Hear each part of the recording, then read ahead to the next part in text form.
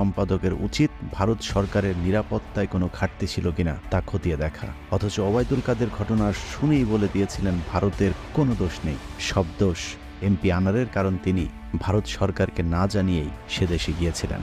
কিন্তু আর ভারত সরকারকে জানিয়ে যান, কাজে নিরাপত্তার ব্যাপারটা তখনই সেভাবে দেখাও। পরিস্থিতি দেখে মনে হচ্ছে কয়েকটা বিষয়কে আড়াল করবার চেষ্টা চলছে, যা তদন্তের মূল বিষয় হতে পারত। যেমন এমপি আনারুল আজিম আনারের ভারতে যাবার উদ্দেশ্য আসলে কি ছিল সেটা নিয়ে কোনো আলোচনা নেই। দর্শনার গেদে সীমান্ত হয়ে ভারতে যাবার সময়কার যে ভিডিওটি নেট দুনিয়ায় ঘুরে বেড়াচ্ছে, সে ভিডিওটি কে করেছিল, কেই বা প্রথম ফেসবুকে আপলোড করলো। এমপি আনার লাল পাসপোর্ট নিয়ে ভারতে যাওয়ার পরেও তাকে কেন যথাযথ নিরাপত্তা দেয়নি ভারত সরকার?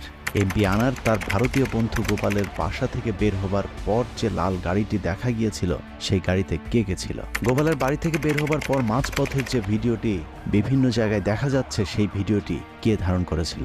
গোপালকে এমপি আনারের মুঠোফোন থেকে ভিআইপিদের সাথে দিল্লি যাচ্ছি লিখে খুদে বার্তা পাঠানোর পরেও গোপাল কেন সাধারণ ডায়েরি করেছিল? সাধারণ ডায়েরি করবার পর থেকে গোপাল কেন পলাতক রয়েছে? সাংবাদিকদেরকে পুলিশ প্রথমে লাশ পাওয়া গিয়েছে দাবি করবার পর কেন পরবর্তীতে তা অস্বীকার করা হয়েছে? ভারতে এমপি আনার খুন হয়েছে এই খবর জানার সাথে সাথে ডিবি কিভাবে আসামিদের কাছে সবকিছু জেনে ফেলল? এমনকি আনারের মাংসে হলুদ মাখানোর খবরও আসামিরা এত সহজে কিভাবে স্বীকার করে ফেলল? নাকি সাজানো এই নাটকে আসামিরা আগে থেকেই ডিবির হাতে আটক ছিল? আনার কন্যা তার বাবার খোঁজে ভারতে যাবার কথা বলেও কেন যায়নি?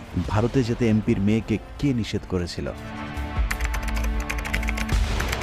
এইসব যুক্তিতর্কের পরেও মোটামুটি নিশ্চিতভাবেই বলা চলে, খুনের সাথে সম্পৃক্ত থাকার অভিযোগে যে কজন বাংলাদেশির নাম বলা হয়েছে তারাই শেষ পর্যন্ত বলির পাঠা হতে যাচ্ছে। কিন্তু যে প্রশ্নগুলো আমার মাথায় এসেছে, সেই প্রশ্ন কি আনোয়ারুল আজিম আনারের মেয়ের মাথায় আসেনি? অবশ্যই এসেছে, কিন্তু তিনি সেভাবেই কথা বলবেন যেভাবে হারুন আঙ্কেল শিখিয়ে দেবেন। ডিবি আঙ্কেলের এখানে আসছে, হারুন আঙ্কেলের এখানে, সে আমাকে যথেষ্ট হেল্প করছে। মাননীয় প্রধানমন্ত্রীর প্রথম দিন তার সাথে আমার রবিবারে রাত 9টায় কথা হয়। প্রধানমন্ত্রী আমার আশ্বস্ত করে